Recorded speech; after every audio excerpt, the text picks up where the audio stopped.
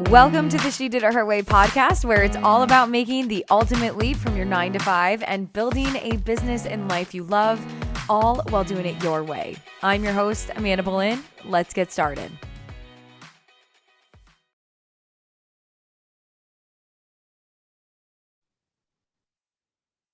All right, She Did It Her Way listeners, welcome back to another episode of the She Did It Her Way podcast. Today, I am bringing on Tiffany Largie. Yes, I'm so excited for you guys to, I'm excited for you guys to listen to this episode, but I'm also equally as excited to dive in and conduct this episode. Tiffany is a powerhouse. She went from being a single mom and to building 3 6-figure businesses and onto a 7-figure business by the age of 30. Tiffany began with no capital, but sheer hard work and determination. Today, she helps people create the income, influence, and impact they dream of. She's the CEO of Do the Damn Thing, a group which offers business training and support to idea-driven entrepreneurs. She speaks around the world on sales strategies, entrepreneurship, and profit building, and she has dedicated her life to end small thinking worldwide. Tiffany, welcome to She Did It Her Way. So excited to have you.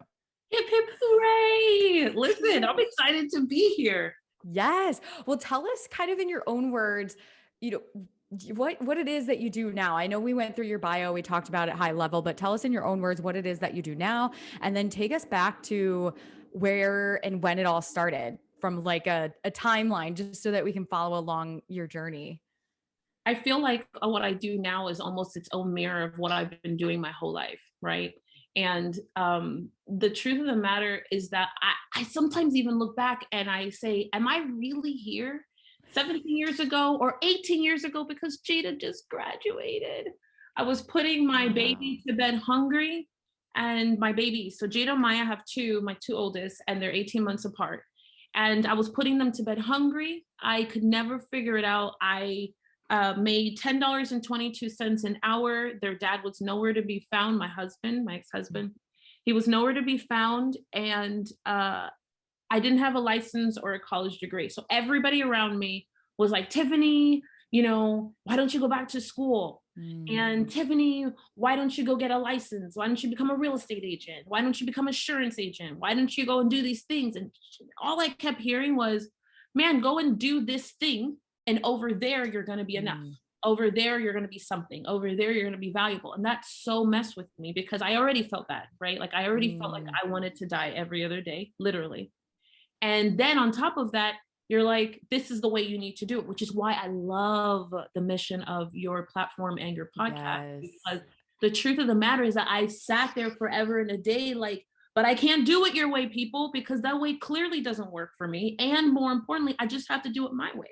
No, yeah. I don't need a college degree. No, I don't need a license. No, I don't need a certification. And a husband. I don't need another husband. That's how we got into this shit in the first place. That's why we're in trouble in the first place. You're like, yeah. I don't need that, people. And the truth of the matter is that I had to make a decision that, sometimes we think we hear stories or we hear, and it's like, oh, I had an inspiration or I got a book and someone mentored me. I promised human that I didn't have any of that. I just asked myself this question one day, and it was like, Tiffany, are you going to live or are you going to die? Because I couldn't see the ways that they were showing me, and I wasn't able to own my value because I was placing my value in the value that they saw. A lot of times women specifically, we look in the mirror and the value that we see for ourselves is not actually us. It's the value that has been painted by our parents, our brother, our ex-boyfriend, the husband, the teacher who's such and such and such, the sister who's prettier, blah, blah, blah, blah, blah, And then of course there's this whole other layer, right? There is the media, question mark. But forget the media, just stick to the people around you who made you feel like you weren't enough. You were not tall enough, not pretty enough. Your feet were too big. You have that mole. The hair doesn't grow. I could go on and on and on. So for me, I had to make a decision, and it was, I needed to own myself, but it started with owning my story. And my willingness to own my story, the good, the bad, and the stupidly ugly, was everything. Because, we'll own the good and the bad for forever and a day. But it's the ugly, and I don't mean the timeline version of the ugly. I mean like the hood version of the ugly, where like you're sitting outside, like on a stairs, you've had like 2-3 glasses too many of wine, and you actually tell the truth, like exactly how you felt, how uh how you felt in the beginning, in the middle, what your emotions were rawly like, not the acceptable emotions, not the curated emotions, but it's Mm. like, even for me here, when I could have said, I could have totally started this conversation by saying, you know what, Amanda, it was really bad. Like, it was really bad when Jada and Maya were little, and it was tough, and I was so angry and all these things. But the truth, the real truth, I just wanted to die. I really just wanted to die in its purest form. If more, when you start the journey of like saying, well, I'm going to do something my way, you really have to start with your own, whatever is the actual truth. Two things Mm. that the truth is, for the woman who's listening and says, you know what, I really need to do things my way. Two things that are stupidly solid is that the truth is always uncomfortable and the truth is inconvenient. So it's like, if you were willing to acknowledge this fact that if you're really saying the truth, and the truth would have made you uncomfortable and it would be inconvenient, or a one or the other. And if it's not, then you're not being truthful. Forget being truthful to other people. You just have to be truthful to yourself. So for me, that was step number one. I needed to own my story, especially the ugly, as it continued to get ugly, as it continued to materialize in ugly, as it continued to be in some aspects, make me feel things like shame or embarrassment. I needed to own it, all of it, period. Mm-hmm.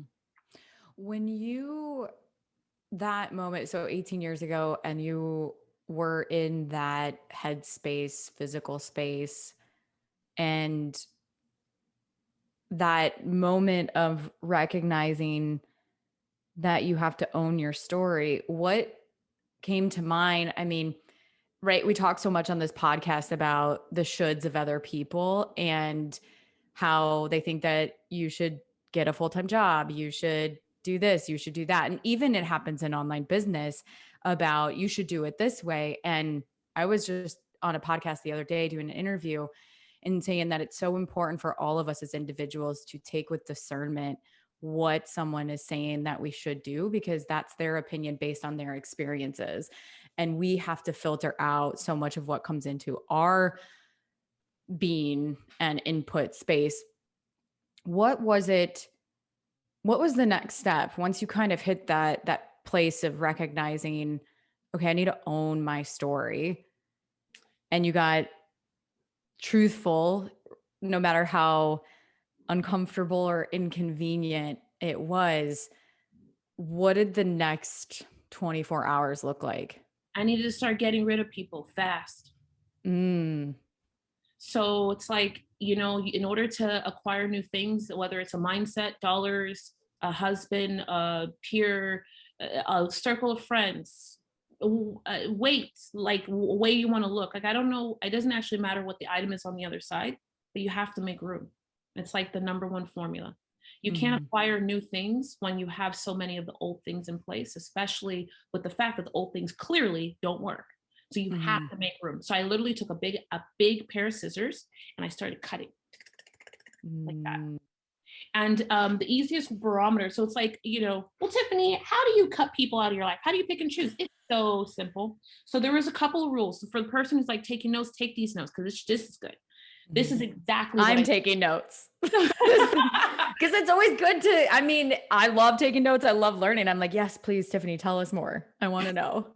So it's like, it's because it's a truth moment. And I know sometimes when people hear me, especially now when I teach, and it's like, well, how did you build a 7-figure business? No, yes, I can tell you all these tactics and strategies, but it's Mhm. not really tactics and strategies. It started with me. It started and it ended with me. It didn't just Mhm. start with me. It also ended with me. Then all those other things for this person, for this avatar, they all came second and third.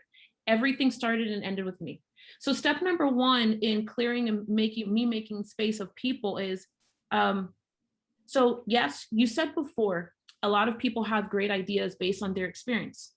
Okay, which is good, but I'm not listening to anybody who hasn't won. You Mm. can tell me all the experience you have in the world, but if you haven't won, then clearly you don't know the way. So that's step number one. Step number two, anybody who didn't live a life that I wanted to live, their opinion was invalid instantly. It's like, think about it. You're trying to have a successful marriage and your Aunt Betty is on husband number 9, right? And she's like, hey, baby, this is exactly what you need to do. It's like, You're like, no. you're like, Aunt Betty, I love you. I do. I love you, but comma. You know what I'm saying? Mhm. You like realistically, no BS.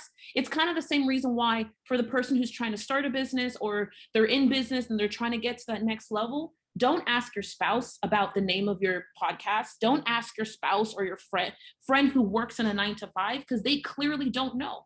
It's the same reason why you don't ask broke people how to make money. Like there are some principles in this life that if you just can allow yourself to go, okay, well, this concept makes sense. And so for me, it was like, whoa, well, man, like I don't know who needs to be here, but I know who doesn't need to be here. And it was like, okay, number one, I don't think you've won. You haven't won in this life game.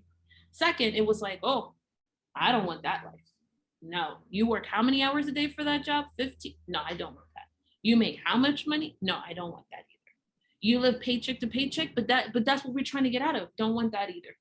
So what happens in this aspect is that some people will filter those people and then they take some and then they leave some and then at that point in the beginning, I took a scissors and everybody needed to be cut completely.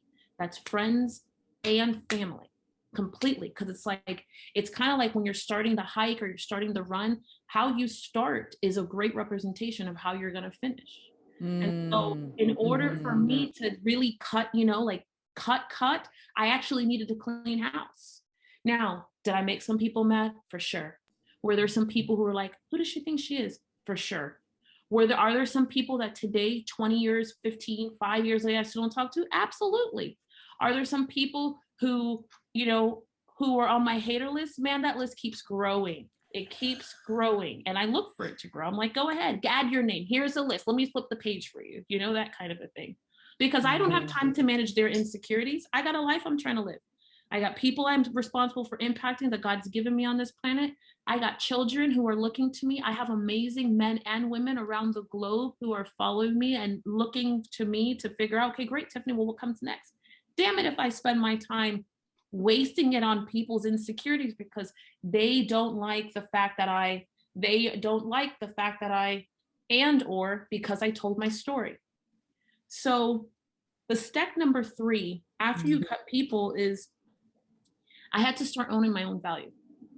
Now, for a lot of women, they hear that and they hear it and it's like, I'm going to own my own value and I'm just going to think positive and mantras and do yoga at 6 and with the goats on the rooftop watching the sunrise and then I'm going to eat kale. And then they do these things and I am feeling better. And it's like, yes, it's good, but that's all internal. What I've learned today after literally now building a worldwide movement and having a team, all the cool things that we've created, but forget the world, just for me, because I still don't have a college degree.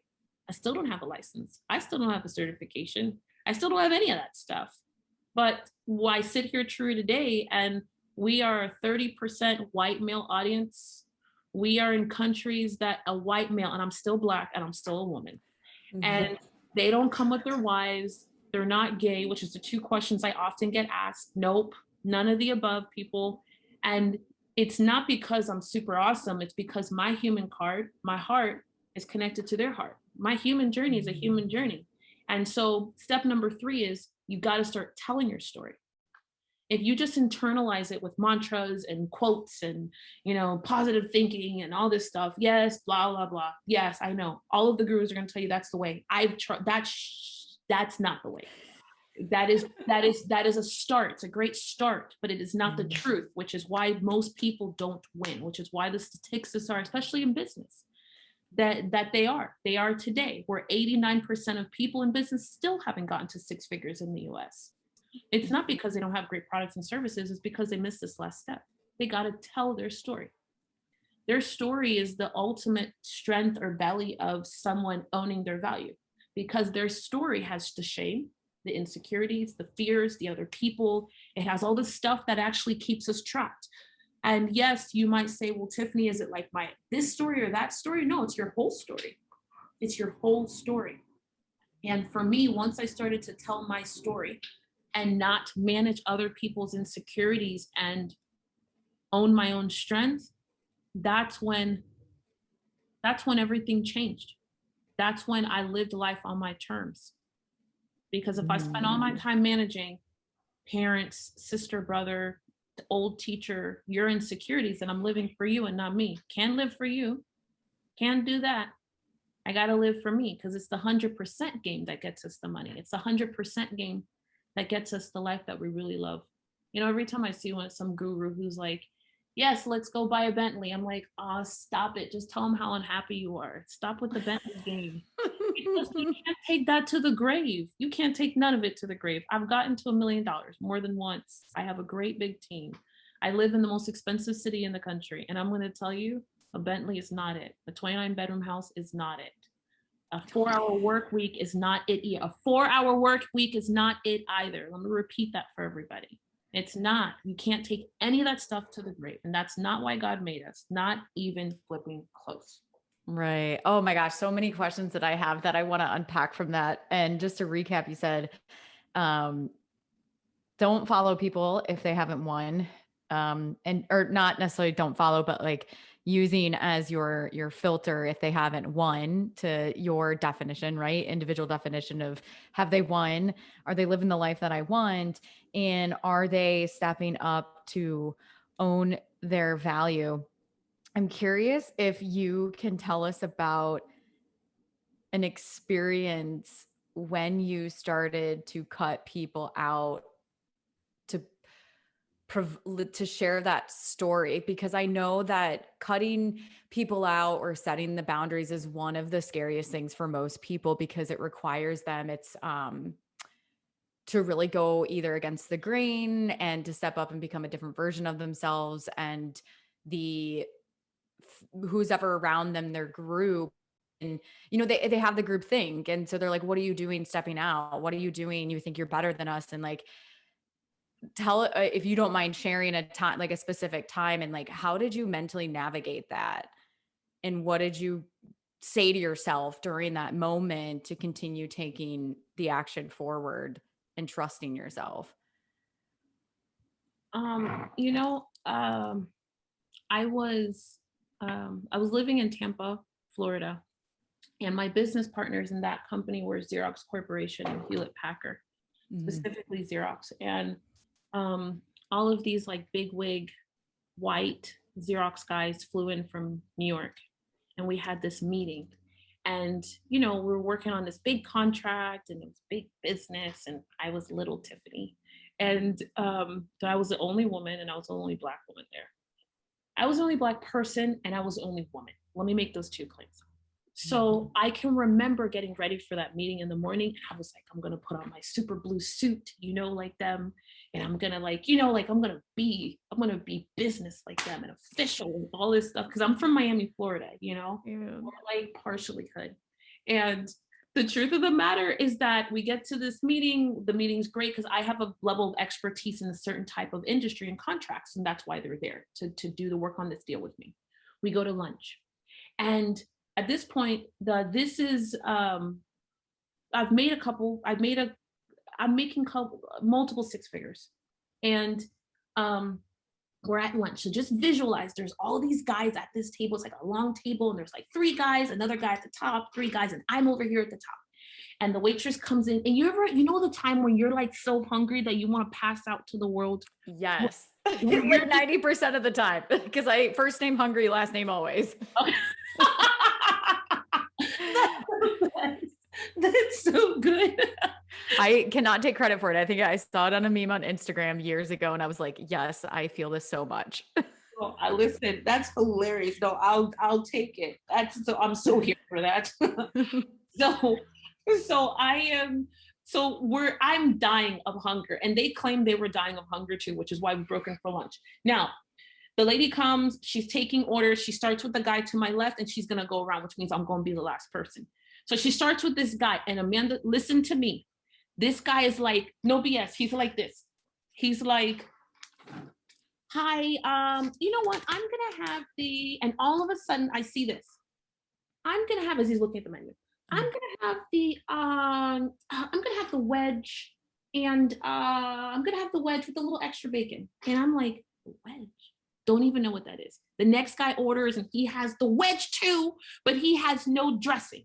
The next guy orders the wedge also, but he wants no bacon. And now I'm frantic because I'm like, what are Do I these order the people eating? wedge? Right. That's exactly right. I already put on the damn blue suit. You get it? Like I'm already like trying to be like them. And here I am. And you should see me searching the hell out of this menu. Like, what is a wedge? And why would I didn't see it. I've never heard of it, but clearly they all knew what it was. And I promise you to Jesus, every man ordered this wedge and I'm having a meltdown. I'm like literally shaking, nervous as can be, because finally I read what a wedge is. And I'm like, half a head of lettuce. What? No, I'm hungry. I was like, what in the whole hell? Absolutely not. But you should see me. So now I'm like this, and my hands are shaking. I promise you. And I'm covering my face because all I'm thinking is, oh no, oh no, oh no. You know, like what do I do? So this lady comes to me, and finally I'm like, can I have a cheeseburger? Extra cheese. Coke, a big one. And then I put it down and she looks at me and she winks and I put down my menu and I'm like, okay, so what did you want to talk about? You know? And they're all looking at me. And the guy next to me to my right, he's quiet as can be. And finally he goes, I knew I shouldn't have ordered that wedge. That's all he whispers under his breath. Oh and my I'm gosh. like, yes, and you're gonna be hungry. Now, here's why this matters. Because up until that moment, I realized that I constantly made decisions based on what was gonna make me acceptable to the room, based on what was going to get me in or keep me neutral or not have me out balance, right? So for the person who goes out with people and we're all Christians, so no one's drinking, and so you don't order that, you order a Shirley Temple or lemonade, that's dumb. For the person who's like, you know what, everybody else is going to be wearing pants, so I'm going to wear pants. No, but if you don't like pants, that's Don't dumb. wear pants. It's dumb. Like all of these rules. So up until that moment, I was so conditioned to make these moves that I thought in business would keep me on the in. And I realized I had been making them for years, you know, like not saying certain things, dressing a certain way, not having big earrings, not having red lipstick, having maybe like lip gloss, right? Not showing this, not showing that, not wearing those type of heels. And the truth of the matter, even words that I use, it's who I am. So when I did this, I promise you, every person at the table stared at me till forever. But it was my first step of me owning my own value. That is literally the very next year, I actually started over. And in this, I get an opportunity. I hear there's low market share in the state of North Carolina. I've never been there before. I leave Florida. I head to North Carolina just a year later. And this is now the year that I'm like, I need to be me. Like I need to be me. Like, I need to wear all of my bracelets. I like my gold bracelets. I need to wear my big earrings because they make me happy. I need to wear my stripper heels because they make me happy. I don't like those. What are they called? Kitten? Those are trash. Don't like them. Right. Oh my God, I hate, they're so, I don't know. We could have a whole conversation about heels. I'm like, I love sneakers and I enjoy flats and wedge heel.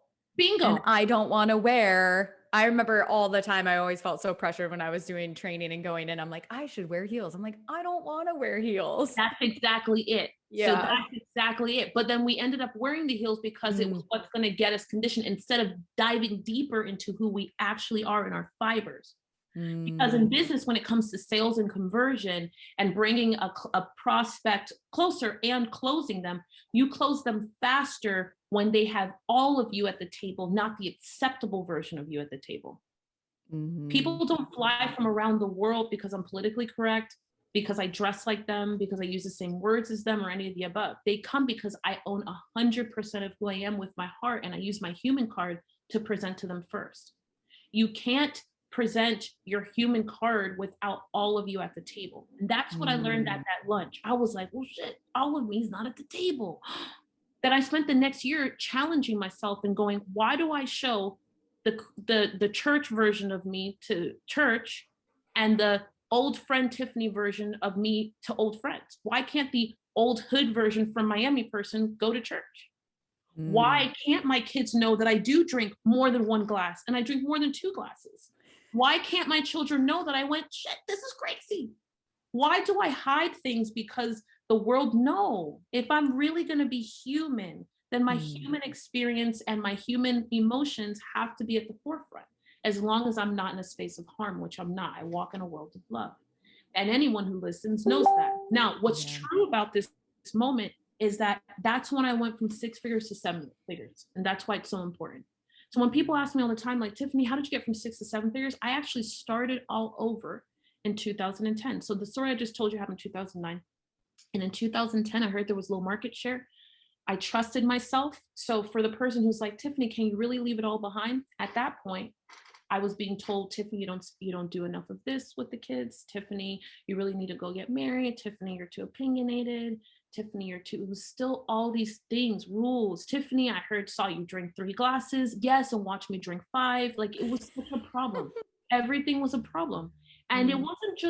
it wasn't like family only. It was just people, women. And everybody had an idea of how I'm supposed to be living this game. And so it was the perfect storm. And I moved to North Carolina, and, I moved in the month of March, and I moved March 1st, March 2nd. I opened in my 3rd bedroom of my house that I had rented off the internet. And why am I sharing this? Because I needed to stop listening to other people. So I reached a new level. And that's why I said the way we do one thing is where we're doing it over and over again. Mm-hmm. Because at that point, now I'm making 6 figures. We're no longer going to bed hungry, but now I have a new level of people judging. I have a new level of Tiffany. I have a new level. And though I didn't really want to build a 7-figure business, I did want to have a business because I had a great big hustle, which means like I needed to show up and sell things in order to, but I didn't have like a lot of employees. I didn't really even understand how that worked. I knew I sucked as a manager. Like I knew I was like, oh, I would be bad at that stuff.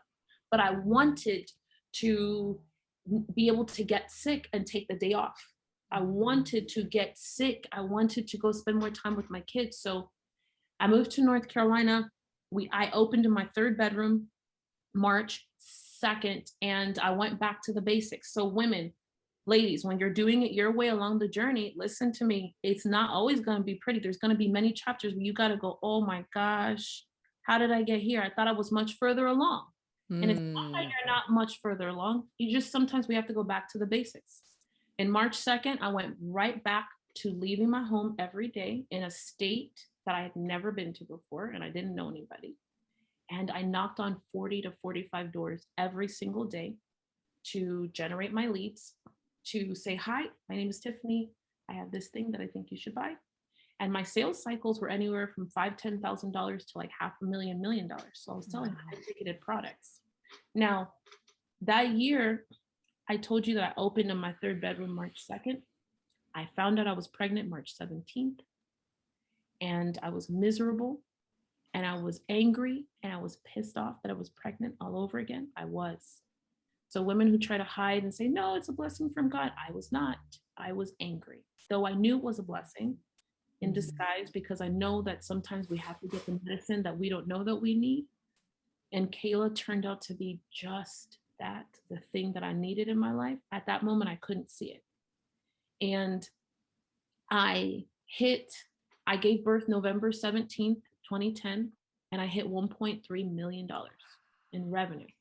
And this is a big deal for me because I started over from zero with no friends, no credit card, no loans, no investment, no help. And by that end of that year, I had 2 employees because one of the things was I need to learn how to hire people and how to pretend to be a good manager so that more people could help me do the things that I suck at. And then the rest is history. And I sold my company a couple years ago, and and so it's like I walked through that, but I'm never in the right place at the right time. In no part of my journey do I have a friend who hooks me up. I don't know anybody who had a list or could promote me or any of that stuff we do now. I didn't have anybody vouch for me. I never had a credit card. My credit score was like, they wouldn't even give me a pencil, like it's all of the same things. I just made a decision to do everything my own way. That's actually it. And the more in tune I was with myself as a woman, as a leader, as a mother, and it was like, yeah, I know that that's not everybody's method, but I'm not here for everybody, people. I'm Mm. not. I'm here for Tiffany A. Mother flipping Largie. I love that. And it's great to have ideas from external sources, but Yeah. ultimately the answers that we have are within us. And even students inside my membership, oftentimes it's reflecting back of what I heard and then asking like, what do you think your gut is telling you in this moment? And then it's getting them, and even including myself at times, honoring that voice of what that is being said to me and owning what that is, even though it's contrary to how you should maybe do a launch or when you should do a launch, and sticking with your gut versus, if something doesn't feel right, it's like, let's, instead of pushing, let's take a step back and create space and see what happens. I loved when I'm never going to forget the next time I order a wedge salad. Well, maybe I won't be ordering a wedge salad, but next time it comes across the menu, I'll be like, that Tiffany. But to your, like, there's so many things that we are so conditioned as a society that we make decisions based off of what other people think, when deep down there's so many people at that table that did not want a wedge salad, but because the person before them ordered the wedge salad, they're like, I should probably order the wedge salad. And if you're listening, there's so many takeaways from this conversation. I don't even like saying an interview, but conversation. It's like, if you can spend the next 7 days observing your decisions and really inspecting and investigating, am I making this decision because it's owning what I want, or am I allowing to be influenced from someone else or external? Again, it's not about someone else's problem or anything. It's our ownership on that. And I think it would be really interesting, to include myself, to observe and be like, oh, I made that decision because someone else made it before me and I just got in line, as opposed to just asking and thinking, is all of me here? Is this what I want to do? Do I want to wear the suit, or do I want to wear the heels, or do I want to wear the sneakers with the suit and be happy and own that? I love that. There are a couple other things that I did write down that I wanted to touch on too, is when you went from 6 figures to million, 1.3, what do you attribute, if there were like 2 or 3 traits, let's say someone's tuning in, they're going from that multi 6 figure to 7 figures, what are the 2 to 3 things for them to be aware of, to notice, to observe, that really you believe kind of accelerated that 6 figure to 7 figure beyond the owning oneself? It could be tactical, it could be. Yeah, so at the core of it, we teach people how to tell their story today, and how to tell their story to build just about everything. So my story is the backbone of our brand, Do the Damn Thing Nation. It is the colors, it is the fonts we use, it is all of our employees, our team members. It is our community. They're in the fiber, but my story is told multiple times every single day. And we look to my story to tactically say, okay, great, well, what should the name of this event be? Or what kind of person can we not let in the room? Or what's the first step in that process or program or event experience? Because in my story has the answer to exactly how my perfect person wants to be treated, wants to be loved, wants to be touched, not wants to be marketed to, because we can market to anybody. Tactically, if when you hear the word story and it's like, well, Tiffany, where would I start? It's very simple. Every client, whether they're spending $10, 10,000 or $100,000, they're gonna start at the same place. Doesn't matter where.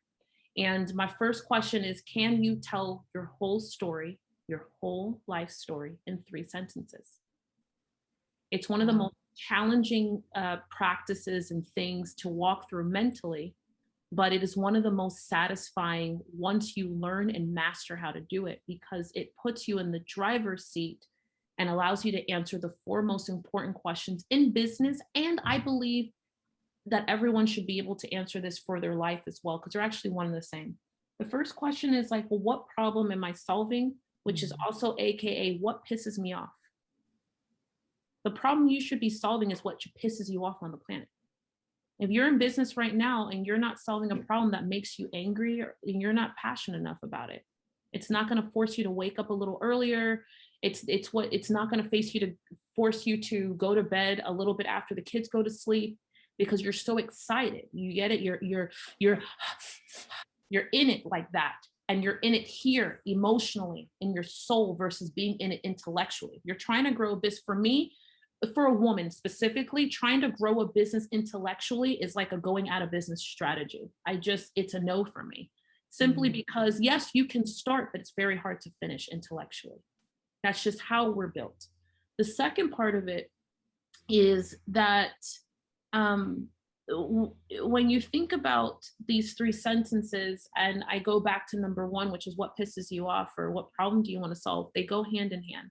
And whether you have a side hustle today or you're looking to grow the business you have to remember that people are buying solutions. They're not just buying things.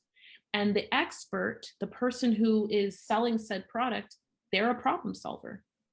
So a lot of their time should be in what is the problem, not what are they doing. What is the problem at hand? And that comes from what makes you angry, what makes you mad, what pisses you off. Next step, who are you solving it for? So if I were to say, okay, great, well, we solved the problem for women who are between the ages of 25 and 37, who live here, I mean, that stuff does work. And that is very like old school, basic avatar, and it works, but it's finding the person intellectually. And I'll tell you, selling and converting, so acquiring the prospect lead, developing the prospect lead, and actually closing them, turning them into a yes. You need all three pieces. And if you can connect with that person in step one here emotionally, then it's easier to close them in record time and with ease. It's exactly how Apple continues to put out products that are crazy higher priced than their competitors. And I mean, no matter what, I'm willing to go spend $1,300-$1,400 on a phone. And they can continue to do it because if you watch their sales strategy, it's the same thing that Steve Jobs did brilliantly. They sell on emotion, not on fear, which is what a lot of gurus teach. I'm not in that business. It's selling on emotion, it's selling on possibility, not selling on fear. It's your human to human car connection, but it can't be a surface connection and it can't be incomplete. It can't be part of your story, because part of your story might as well be zero of your story. Because if I get sort of there, but not all the way there, I don't buy. If I get sort of there, but all the way there, I don't lean in. I don't say yes. I don't walk through the door. I don't attend the event. I don't press submit, whatever it might be. Does that make sense? Yeah. Yeah. You got to get them all in there. They got to be all in and connect not just with part of your story, but all of your story. Oh, wow. I feel like we could go so many different directions and I could spend the entire day chatting with you. But I do have a few last questions, kind of rapid fire, that I want to ask. And you can, whatever comes to mind. What is the best $100 or less purchase one can make in their business? Pipe drive. Pipe drive. Yes, pipe drive. Beautiful. It is hands down, like period. There's no more about it. It's $12 a month. And, I did a face off with Salesforce many years ago. And for all the dollars in the world, Pipedrive has the sexiest user interface that's going to allow you to be half-assed as you manage your sales process, your SMP, your sales management process, and you're going to win like money. Okay. Pipedrive. Love it. What's your number one, like, recommended book? It could be business. It could be. Yeah. Simple. Who, Not How. Okay. Who, Not How is the greatest business book that I think I've read in a hot minute. And it is what I take to our multi-million-dollar businesses that we coach and support. It is also what I take to our masterminds. It's one of the greatest books because we think that it's about the how, but it has nothing to do with the how. It's who.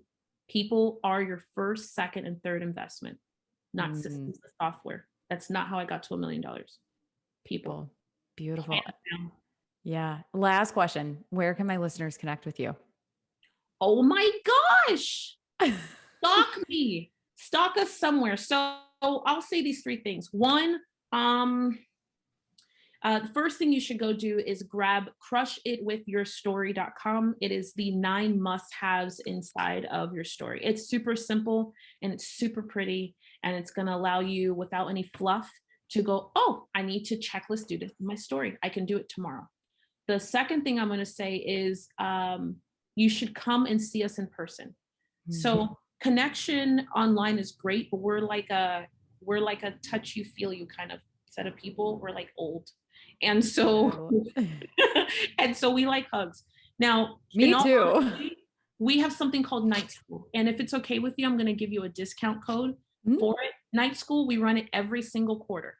Every single quarter, we've run it for years and years and years. And the reason why is that it's the one opportunity for the person who can't afford from other countries or other places to come to our live events. They can get into this virtual room with me. It is 7 hours and I teach for 28 hours. Wow. It is like something, and it's a whole party. It's like something you've never seen in your life. And the reason why is because it is the same. A lot of our big clients say it's like a Harvard degree. And it's the same content that we teach our $25,000 plus clients at. And they allow me to do it because my commitment is to leave no one behind. So it allows us to have everybody in a place. And if you're hungry enough, like I was, I'm going to teach you exactly from beginning to end how to do this business game thing and make some money and go, ha ha, to all the people who continue to doubt you. Yeah. So I love it. The audience has one forever. It runs every quarter and it's amazing.